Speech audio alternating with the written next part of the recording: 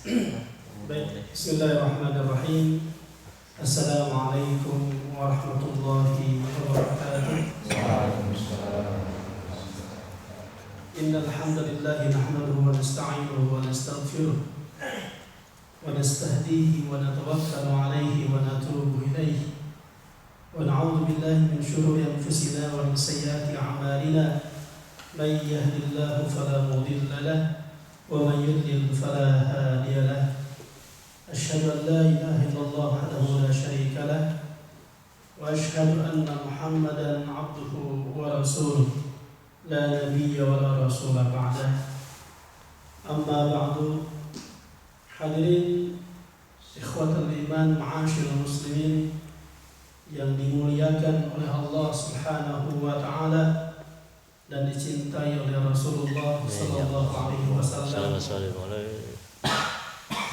Sebagai rasa syukur kita kepada Zat Ilahi Rabbi yang telah memberikan kenikmatan usia, kesempatan dan peluang untuk terus memperbaiki diri, memperbanyak amal, meningkatkan kualitas keimanan dan ketakwaan kita kepada Allah Subhanahu wa taala, bahkan juga meningkatkan kualitas dan kuantitas amal-amal saleh kita di awal atau di lembaran baru kehidupan kita di 1 Muharram 1436 Hijriah hari ini.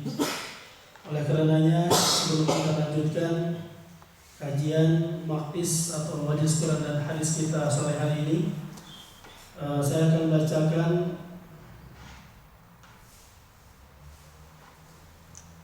bacakan salah satu doa yang senantiasa dibaca oleh Rasulullah SAW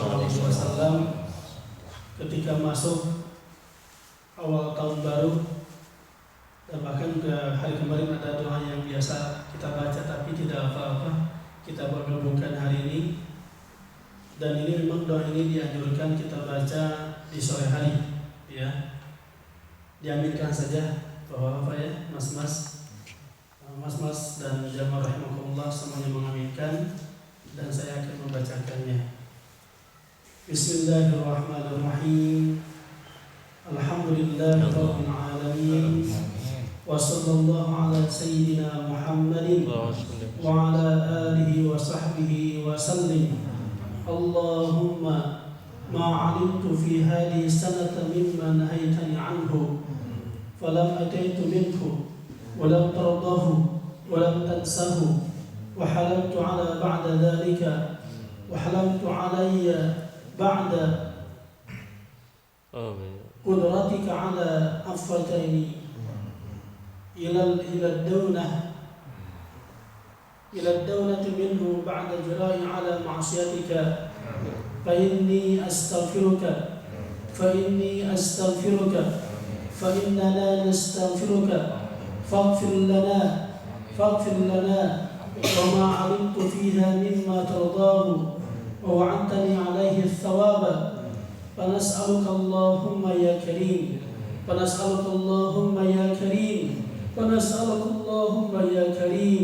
يا ذا الجلال والإكرام أن تتقبله منا ولا تقطع رجائي منك يا كريم. وصلى الله على سيدنا محمد النبي الأمي وعلى آله وصحبه وسلم. وصلى الله على سيدنا محمد النبي الأمي وعلى آله وصحبه وسلم. Amin ya Allah ya Rabbal Alamin. Semoga di awal lebaran baru kehidupan kita di 1 Muharram 1436 Hijriah ini menjadi lembaran-lembaran yang memberikan banyak keberkahan kepada kita, memberikan banyak manfaat dan energi baru atau ruhul jadid bagi kita untuk lebih mendekatkan diri dan atau taqarrub kepada Allah Subhanahu wa taala dan kita berkomitmen untuk mensyiarkan ajaran Islam, mensyiarkan menyebarluaskan dakwah Islam sebagai pelanjut dan penerus estafeta dakwah para mujahid dakwah, para pendahulu kita, para ulama, para salafus salih yang tentunya mengacu kepada apa yang diwariskan oleh baginda Rasulullah SAW beserta para sahabat-sahabatnya yang mulia. Allahumma salli wa sallim wa barik alaihi. Hadirin rahimakumullah, di kesempatan sore hari yang berbahagia ini kita akan melanjutkan kajian hadis atau kajian Riyadhus Shalihin di episode yang ke-7, yaitu tentang Babul Yaqin wat Tawakkul. Babul Yaqin wat Tawakkul. Ini ada hikmahnya kenapa dua hal ini disandingkan oleh Imam An-Nawawi. Ya, yakin dan tawakul. Sudah dipahami ya? Kita akan berbicara tentang esensi dan urgensi yakin dalam terhadap sesuatu, yakin terhadap apa yang kita amalkan, dan kita berserah diri atau bertawakal kepada Allah Subhanahu wa taala. Beberapa ayat yang terkait dengan ini tentunya sangat banyak. Salah satunya akan saya sampaikan di surat Al-Imran ayat 173 dan 174. Allah Subhanahu wa taala berfirman, "A'udzu billahi minasyaitonir rajim. Alladzina qala lahumun nasu innan nasa qad jama'u lakum fakhshawhum fazadahum imanan wa qalu hasbunallahu wa ni'mal wakeel. Fanqalabu bi ni'matin minallahi wa fadlin lam yamsashum su' wattaba'u ridwanallah wallahu dzu fadlin 'adzim. Shadaqallahul 'adzim. Allahumma arhamna bil Qur'anil Karim. Alladzina qala lahumun nas, orang-orang yang dikatakan kepada mereka oleh manusia, innan nasa qad jama'u lakum, sesungguhnya manusia, sekelompok manusia, qad jama'u lakum, telah berkumpul untuk kalian. Fakhshawhum, maka hendaklah kalian takut kepada mereka. Fazadahum, dan bertambahlah kepada mereka keimanannya. Wa qalu hasbunallahu wa ni'mal wakil, dan mereka mengatakan dengan penuh keyakinan, hasbunallah, cukuplah bagi kami Allah, wa ni'mal wakil, dan sungguh maha baik atau yang terbaik sebagai Tuhan yang menjadi wakil atau pemimpin, memberikan segala kebutuhan dan apa yang kita mintakan kepadanya. Fanqalabu bi ni'matin minallah, dan mereka telah berlalu dengan kenikmatan dari Allah Subhanahu wa taala, wa fadlin, dan keutamaan, lam yamsashum su', mereka tidak dikenai atau tertimpa dengan keburukan, wattaba'u ridwanallah, dan mereka senantiasa mengikuti keridhaan dari Allah. Wallahu dzul fadlin 'adzim, dan sungguh Allah adalah Tuhan yang memiliki fadlin, keutamaan, 'azimin, yang sangat agung. Hadirin rahimakumullah, tentu kalau kita bahas ayat ini sangat panjang kandungannya, ya. Tetapi kita fokus kepada salah satu penggalan ayat tadi yang menggambarkan tentang karakteristik orang-orang beriman, mereka yang senantiasa berpegang teguh kepada syariat Allah Subhanahu wa taala dan menggantungkan hidupnya, semua apa yang dia hajatkan hanya kepada Allah. Makanya ketika ada semacam provokasi, ini kan memang dalam situasi perang, ya. Dalam sebelumnya bahkan ada ayat yang berbicara tentang ini kan di atasnya itu yang ayat ini. Wala tahsabanna alladziina qutilu fi sabilillahi amwatan bal ahyaa'un 'inda rabbihim yurzaqun. Di ayat 169-nya, 170, 169 bahwa kata Allah dalam situasi perang, ya, orang-orang yang syahid yang telah meniatkan dalam hatinya mengangkat senjata dan maju di medan tempur, jamaah rahimakumullah, kekuatan yang membuat mereka bisa hadir dalam medan-medan jihad seperti itu tiada lain kecuali di antaranya adalah ketawakalan yang sangat luar biasa. Tawakal kepada Allah Subhanahu wa taala dengan meninggalkan banyak, ya, mungkin ladang, aset-aset, belum lagi keluarga, istri, anak dan orang tua. Karena ketika kita sudah masuk ke medan tempur, taruhannya cuma dua kan?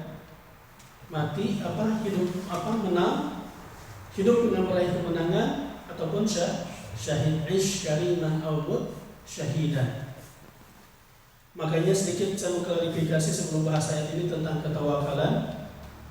Kita jangan terpengaruh dengan statement yang mengatakan bahwa yang paling penting bagi kita itu perang melawan hawa nafsu. Toh perang di medan jihad itu adalah merupakan jihadul asghar, katanya begitu ya. Anda pernah dengar nggak? Saya ingat dulu di Masjid Atin Jakarta, kita malamnya mau ada acara menggunakan aula Atin yang di Taman Mini Nisaidah TMI, ya. Ya, Mas Misto pernah ke Masjid Atin? Antuk wajahnya bukan wajah mau mungkin belum pernah ke sana. Di sana ada kan sebelum masuk taman ini itu sebelah kirinya ada Masjid Atin. Bukan hanya masjid, di sana ada fasilitas gedung untuk resepsi, acara-acara pertemuan, termasuk juga ada aula-aula untuk training dan pelatihan. Waktu itu kita malamnya ada acara bersama manajemen Darul Akhirat, kawan-kawan dari tim MDA. Malam Sabtu dia pada maghrib, Jumatnya kita sudah standby dan ikut salat Jumat di sana. Di mana sang khatib, ya sang khatib saya masih ingat menyampaikan tentang hadis yang tadi, bahwa ketika para sahabat baru saja pulang dari perang Badar, ya, dari perang Badar, Rasul kan mengatakan kepada para sahabat, raja'na min minal jihadil asghar ilal jihadil akbar. Ada meyakini benar hadis tersebut, bahwa kita baru saja pulang dari perang yang kecil asghar ilal jihadil akbar, pada menuju perang yang lebih besar lagi, jihad akbar. Padahal perang Badar itu kan perang paling terbesar dalam sejarah perjalanan tarbiyah dan jihad Rasulullah Sallallahu Alaihi Wasallam. Dan perjalanan dakwah dan jihad itu perang Badar paling besar yang terjadi pada tahun kedua Hijriah, pada bulan Ramadan. Tapi para sahabat kemudian katanya bertanya kepada Rasul, ya Rasul, bagaimana mungkin kau katakan bahwa kita baru saja selesai dari perang kecil menuju perang besar. Lalu dalam hadis tersebut Rasul mengatakan, katanya, bahwa yang aku maksud dengan perang jihadul akbar adalah melawan hawa nafsu, jihadun nafs. Dan ini yang kemudian oleh sang khatib tersebut dipahami bahwa bagi kita yang paling penting adalah jihad melawan hawa nafsu. Walaupun kita pergi ke Palestina kemana, atau kita pergi di medan tempur untuk memperjuangkan syariat Allah, itu tidak ada apa-apanya kalau diri kita lemah dalam melawan hawa nafsu kita. Waktu itu saya karena memang ada agenda setelah khutbah Jumat, ada kajian membahas apa yang tadi beliau sampaikan. Karena kalau khutbah Jumat kan nggak boleh interupsi kan. Misalkan Ustaz bagus ada yang nggak cocok, mohon maaf khatib, saya mau tanya, nggak boleh terus begitu. Nah di Masjid Atin itu ada kebiasaan setelah Jumatan, tapi yang mau ikut saja diadakan silaturahim lah, istilahnya apa? Sarasehan dalam pertama sambil menjelang makan siang, sediakan makan siang buat jamaah yang mau ikut. Tapi yang mau makan siang syaratnya harus ikut dulu kajian begitu. Tapi membahas apa yang tadi disampaikan. Saya waktu itu memang sempat meneliti dan mengkaji hadis tersebut, dan saya katakan mohon maaf ya Ustaz, dia seorang dokter dosen di UIN Jakarta, bahwa yang setahu saya itu adalah hadisnya dalam rangkaian sanadnya itu banyak ditemukan keterputusan sanadnya, dan bahkan ini dianggap sebagai hadis yang munkar. Hadis yang munkar artinya dia tidak nyampe kepada Rasulullah, tidak nyampe kepada Rasul dalam kajian hadis, mustalahul hadis. Waktu itu saya sempat memang masih hafal ya urutan sanadnya, sekarang lupa lagi, harus dibaca lagi ya. Dan menurut para ulama alul hadis bahwa hadis itu tidak bisa diterima dari segi sanad dan juga periwayatan. Nah dari segi makna juga bagaimana mungkin hadirin rahimakumullah jihad atau perang Badar dikatakan sebagai jihad yang kecil? Itu perang terbesar di masa Rasul. Kan juga di antara Rasulullah, di antara pasukan kaum muslimin ada yang syahid sampai lebih dari 70 orang syuhada. Lalu pertanyaan saya kepada sang kiai tersebut, ya kiai mohon maaf, saya mau tanya, sekiranya kita tahu bagaimana situasi sahabat pada saat perang Badar, bagi kita lihat latar belakang terjadi perang Badar itu kan tujuannya bukan mau perang, tadinya malah mau mencegah ya kafilah dagangnya Abu Sufyan yang baru saja pulang dari Syam. Di sahabat banyak yang tidak stylenya, kesiapannya bukan untuk perang, sehingga tidak membawa banyak senjata atau alat-alat perang, sehingga kuda pun juga sangat terbatas. Tetapi mereka sampai di Badar, tadinya menyegat kafilah dagang yang dibayangkan keuntungan karena mengambil hak mereka yang ditinggalkan dan dirampas oleh orang-orang kufar Mekah Quraisy ketika mereka hijrah, malah yang ada dihadapkan dengan pasukannya Abu Jahal yang 3 kali lipat jumlah kaum muslimin pada satu 300-an lebih, 309 kalau tidak salah, dan jumlah pasukan kafir 1000 lebih, 3 kali lipat ya. Nah, lalu saya tanya, apakah ketika sahabat meninggalkan istri mereka, meninggalkan anak-anak mereka, meninggalkan kampung halamannya ke Badar, itu kan jauh lewat keluar Madinah ya. Pertanyaan saya, apakah para sahabat tidak dikondisikan untuk melawan hawa nafsunya? Bisa dipahami pertanyaannya? Ya. Kalau tadi mengatakan bahwa jihad hawa nafsu itu lebih besar ketimbang perang Badar, jadi pertanyaan saya, apakah para sahabat termasuk Rasulullah, ya Abu Bakar, Umar, Ali bin Abi Thalib dan sahabat-sahabat lainnya, ya Khabbab bin Arad, dan termasuk juga para sahabat siapa itu Ubay bin Ka'ab, Hamdalah, banyak sahabat-sahabat saya tidak bisa sebutkan semuanya. Ketika mereka meninggalkan kota Madinah menuju Badar, apakah mereka tidak melakukan perang terhadap hawa nafsunya? Itu kan pergerakan luar biasa. Sampai-sampai kan Rasulullah pada malam Badar ketika habis berdoa, dilihat oleh Abu Bakar sampai ke atas, di atas kepala, nampak bagian putih di 2 ketiaknya gitu, dan kata Abu Bakar, saking Rasulullah betul-betul memohon pertolongan Allah Subhanahu wa taala. Rasulullah selalu menawarkan kepada sahabat, siapa yang mau kembali silakan. Siapa yang tidak siap untuk perang, silakan kembali ke siapa yang mau tetap dengan saya dan maju ke medan tempur esok hari dengan pasukan Abu Jahal, ya, maka berbahagialah baginya. Rasul menawarkan mereka untuk kembali, dan tidak ada satupun yang kembali ke Madinah. Pertanyaannya pada saat itu, apakah tidak terjadi pergolakan dalam seluruh hati dan perasaan jiwa pasukan kaum muslimin, pasti akan terjadi yang pergolakan yang luar biasa. Karena mungkin nggak sempat pamitan sama istrinya, betul, Mas Bobo ya, nggak sempat pamitan sama istrinya, sama orang tuanya, tidak menitipkan anaknya, asetnya masih banyak, karena taruhannya syahid gitu.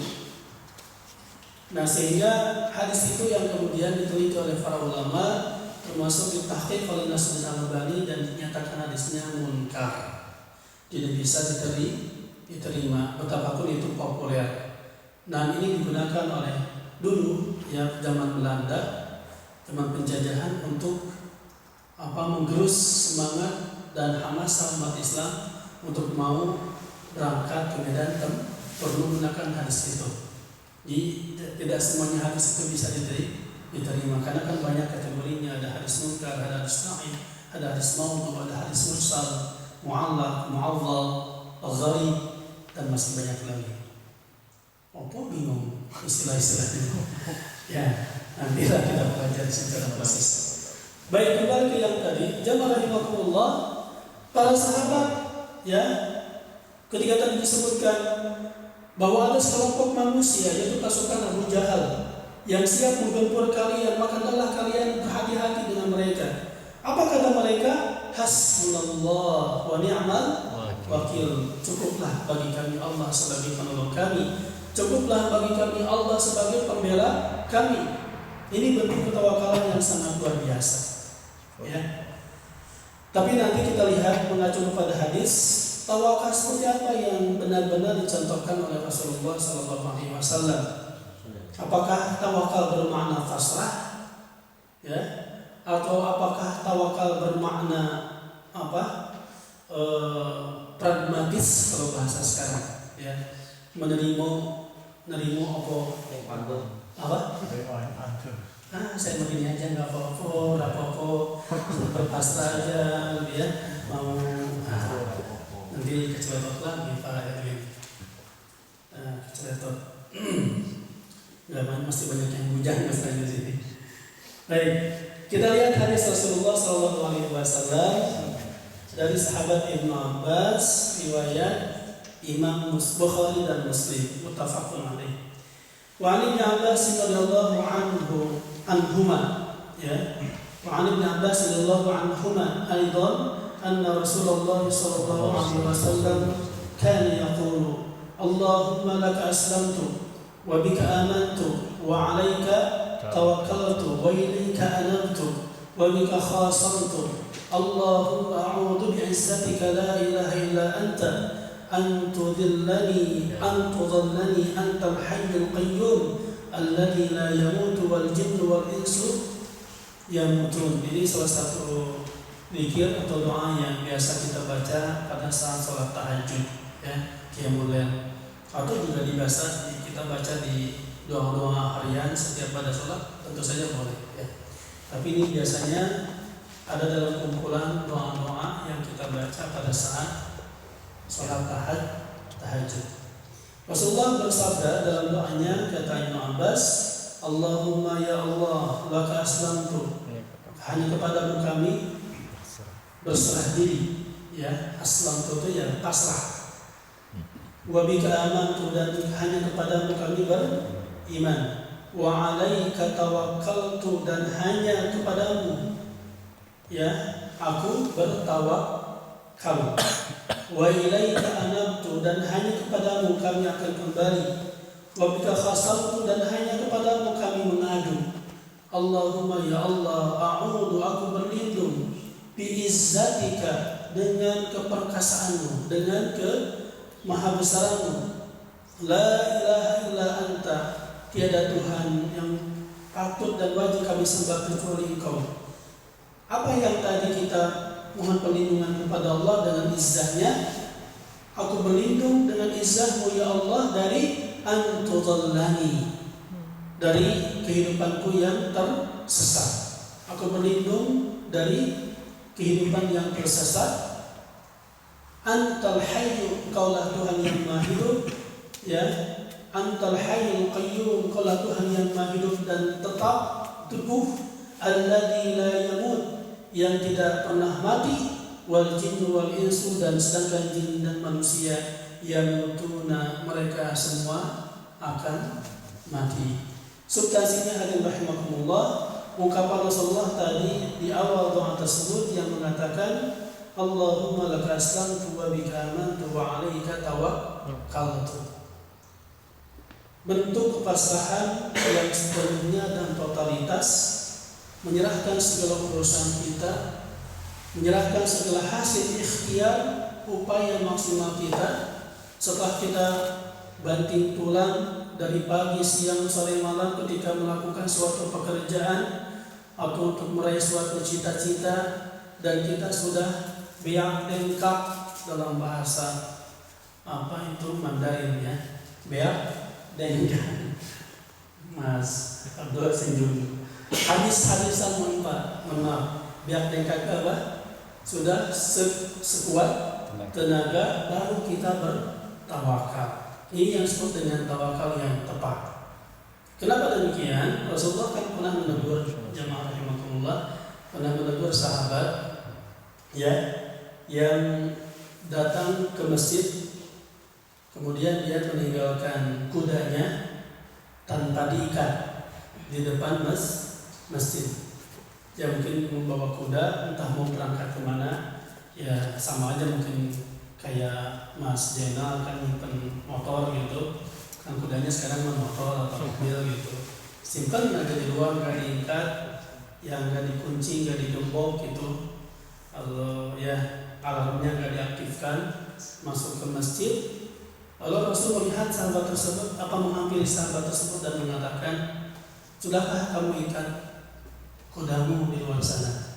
Dia katakan, aku bertawakal kepada Allah. Aku bertawakal kepada Allah. Ya. Lalu apa kata Rasulullah? Laqad akhta'ta. Kau sudah keliru, salah. Ya, itu bukan tawakal yang benar.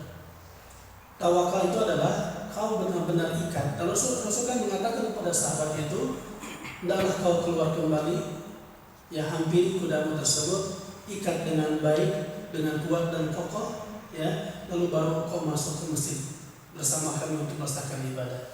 Artinya kalau tawakal hanya dalam konteks berpasrah sepenuhnya kepada Allah, yang tadi saya katakan pasrah atau pragmatis, apa pragmatis lah? Enggak. Yang nerimo aja apapun, di apa-apain nerimo gitu. Lalu mengatakan saya bertawakal, itu tawakal yang salah. Sebagaimana juga Rasul kan pernah menegur sahabat yang akan berangkat ke medan tempur pada saat perang Uhud. Ada sahabat yang dia datang kepada Rasul minta izin untuk berangkat perang bersama sahabat pasukan kaum muslimin yang lain. Lalu kata Rasul, apa yang kau miliki? Ya aku modal nekat saja Rasul, saya ingin syahid bersama engkau. Gitu. Tidakkah kau lihat bagaimana sahabat-sahabatmu yang lain? Mereka menyiapkan baju perang, mereka membawa tombak dan tongkat atau juga pedang atau busur panah. Sahabat ini kayaknya modalnya modal dengkul gitu ya, ibaratnya begitu. Rasul juga menegur hadirin. Rasul tidak mengizinkan sahabat tadi untuk bersama berangkat ke medan jihad. Kenapa? Dia tadi hanya mengandalkan modal nekat, gitu ya, tanpa membawa peralatan perang, logistik perang yang secukupnya sewajarnya sesuai dengan SOP. Apa SOP? Standar operasional. Apa P-nya? Prosedur. Standar operasional perang. Nah, hadirin rahimakumullah, hal ini penting kita pahami dengan baik karena mohon maaf tidak sedikit banyak orang yang salah mengartikan tawakal yang seolah-olah bahasa Indonesia lah. Kalau sesuai tepatnya nenglehkeun menangguh menyerahkan semua urusan ya di mana Allah najarah nanti, di mana Allah gitu. Nanti saya ingin menyempurnakan setengah dari agama saya, ya setengah dari agama saya, Pokoknya saya ingin tidak mau maksiat dan saya ingin nikah, gitu ya. Pasti tanya penghasilan kamu berapa?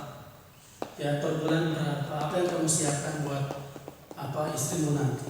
Saya modalnya modal dangkul. Tidak bisa seperti itu Kak. Makanya saya alhamdulillah mungkin sudah sampai detik ini sudah memfasilitasi teman-teman mahasiswa gitu juga teman ustadz. Secara khusus yang saya fasilitasi sudah 7 orang Mbak untuk menikah gitu ya. Jadi kalau kawan-kawan mau menggunakan jasa saya yang ke-8 kan insya Allah stoknya masih banyak. Amin. Jadi Edwin Pak Edwin kalau nambah. Jadi saya ketika ada teman mahasiswa ikhwan yang datang ke rumah saya ingin ini serius kamu mau sudah siap nikah? Ya. Saya bukan ini Pak, karena saya tidak mau disalahkan kan nanti. Saya lihat datanya kan, biasanya kan masih data gitu, enggak sekedar dengan omongan, di data lengkap gitu. Kayak kan? Oh iya. KPK hasilnya. Ya. Saya ada peluang. Karena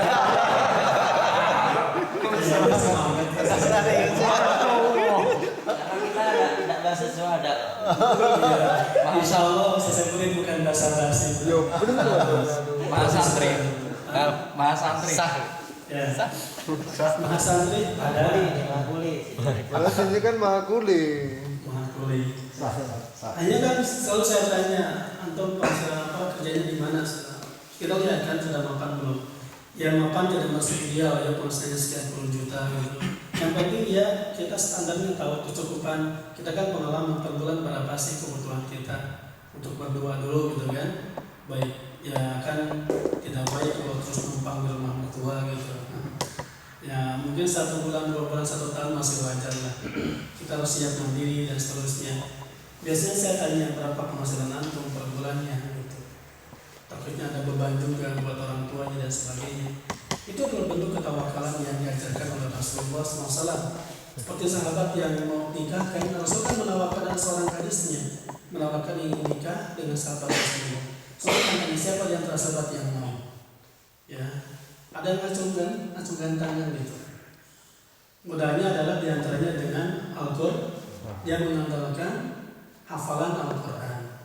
Apakah cukup Rasulullah mengatakan cukup dengan apa yang diandalkan dengan hafalan Al-Qurannya? Kan tidak. Kamu punya apa di rumah? Gitu. Apakah punya cincin atau kalung? Sampai Rasul mengatakan siapkan oleh kamu walau khataman min hadid, itu yang saya ingat hadisnya kan, panjang sih hadisnya. Siapkan oleh kamu betapapun itu cincin dari besi, tapi besi apa dulu gitu. Kalau besi bekas bau dan ya ini menunjukkan jamaah imanullah. Jadi tidak cukup hanya modal saya cinta, saya sudah siap, dia sudah ridho dan mau menerima saya, tetapi Rasul sampai detail nanya gitu, kamu punya apa gitu. Ya ini menunjukkan bukan lihat harganya Pak ya, bukan lihat nominal cincin dari besi gitu. Ini menunjukkan bahwa selain ada bekal keimanan, bekal kesolehan, tadi bekal sahabat yang hafal banyak ayat-ayat Allah Al-Quran Karim, tidak cukup ternyata. Tetapi Rasul kemudian menganjurkan sahabat tadi untuk sekedar paling tidak menyiapkan cincin dari besi sekalipun. Betapun kan dalam riwayat itu tidak langsung betul-betul dengan besi, kan para sahabat kemudian patungan bahasa Koreanya habis makan sekian ribu won itu Jangan gitu. Dan ini menunjukkan ketawakalan jamaah dengan ta'awun, takaful dan bantuan sahabat-sahabat yang lainnya ya. Ya dulu juga ada kawan saya memang udah punya penghasilan gitu ya, penghasilan tetap per bulan. Pas mau nikah ditanya sama kita di pas ya kajian rutin gitu ya teman-teman, namanya Mulyana. Pas ditanya, antum udah punya jas belum? Belum. Jas apa? Ya jas buat nikah. Belum katanya. Kalau badannya sama dengan saya, udah saya siapin jas. Dia pakai jas saya. Yang lain punya cover nggak, punya buat bawa pakaian? Belum. Ya udah, temannya satu minjemin cover begini. Itu kan teknis gitu. Ya kan. Sampai ngantin mobil dan sebagainya. Tapi lucunya tuh hari kedua pernikahan dia datang ke kita kan, ngembaliin jas, ngembaliin cover. Tapi sebenarnya yang penting kan maharnya ada kan, ada mahar gitu, dan ada kesiapan secara finansial. Dan sekarang sudah punya rumah ya, dan dia sebagai direktur perusahaan Los Bata gitu, penghasil batu bata ya, Batako. Subhanallah, itu ketawakalan yang jadi ketawakalan juga bisa secara fardiyah bisa disertakan dengan amal jamaah jika yang bersangkutan memang perlu bantuan. Tetapi yang paling utama adalah tawakal bersumber dari al-isti'adah dan nafsi, kesiapan pribadi setelah kita ikhtiar semaksimal mungkin ya. Jadi yang namanya tawakal itu setelah totalitas ikhtiar, at-tajarrud bil ikhtiar, totalitas berikhtiar, berdoa baru tawakal. Antum lihat tadi Rasul bagaimana ketawakalan yang penuh. Ini salah satu doa yang disampaikan pada saat menjelang perang Badar. Setelah sahabat sudah dikondisikan, kesiapan logistik sudah dicek sejauh mana ya, dan sahabat betul-betul mentalnya kuat dan siap saja untuk medan tempur besoknya, baru Rasul menyatakan wa 'alaika tawakkaltu wa ilaika anabtu wa bika khasamtu, dan seterusnya. Hanya kepadamu kami berpasrah ya Allah, dan hanya kepadamu kami bertawakal. Wa 'alallahi falyatawakkalul mutawakkilun. Sudah pas setengah jam lebih 5 menit. Mohon maaf, semoga bermanfaat dan bisa kita ambil hikmah dan pelajaran untuk kebaikan kita dan kemaslahatan amal-amal ibadah kita, dan juga sebagai bekal untuk lebih menyempurnakan ya seluruh bentuk amal soleh kita kepada Allah Subhanahu wa taala, dan komitmen kita dalam menjaga dan mengawal sunnah Rasulullah sallallahu alaihi wasallam. Subhanallahumma wa bihamdika asyhadu an la ilaha illa anta astaghfiruka wa atubu ilaik. Assalamualaikum warahmatullahi wabarakatuh. Waalaikumsalam. Ustaz Saifuddin yang ini katanya. Belum sah katanya kalau masih arbaitan. Pak Edwin kalau nambah. Boleh.